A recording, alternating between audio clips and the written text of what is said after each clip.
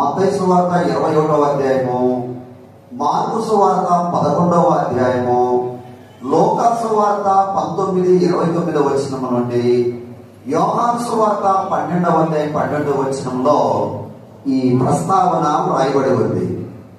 క్రీస్తు ప్రభు యెరూషలేములో జయధ్వనులతో ఆయనలాగు విజయోత్సవంతో యెరూషలేములో ప్రవేశించి వీధుల వెంట స్తుతిస్తూ దేవాలయంలోనికి ప్రవేశించినటువంటి విధానము ఈ 4 సువార్తల్లో ఈ 4 భక్తులు చాలా చక్కగా రాసుకుంటూ వచ్చారు.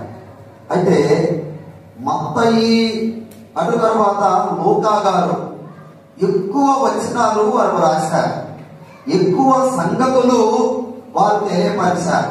మార్కు గారు, యోహాను గారు ఆ కొంచెమే ఆ మాటలు